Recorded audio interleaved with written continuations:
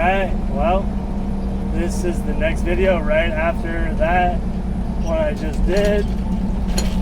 We're going to give Stephen Armstrong, verse by verse ministry, his last lesson, section 6b. We're going to give it a run and know that it is not me stopping it. When it stops, I'm fully convinced it is the enemy that is stopping it, because my phone will go literally for 10-20 minutes straight and this just makes no sense, and it's the enemy that I feel like is the deal.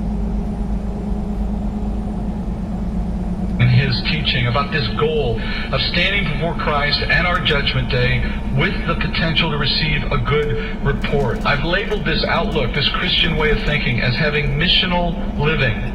And that is the call of every Christian, to think missionally about why you do what you do. In 2 Timothy, Paul compares the Christian mission to that of a soldier in military service, enlisted to please the ones who he serves. And like the military mission, the Christian soldier, our mission, requires preparation and sacrifice and submission to authority, which we just learned, and the right equipping. And like soldiers, we too are engaged in a battle, and we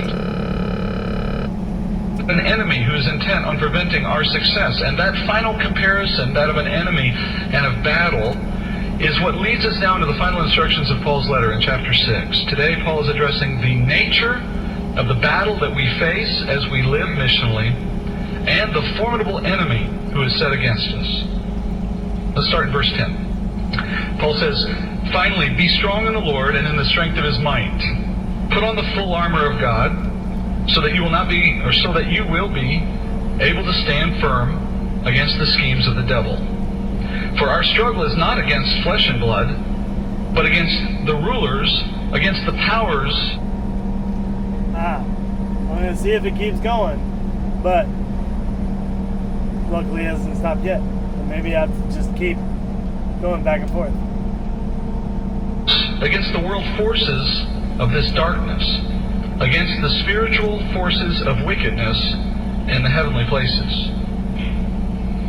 You can see as you look at verse 10 there that Paul's moving to his final point in this letter, because he opens with the word finally, or you could probably translate it literally in Greek, it's as to the rest.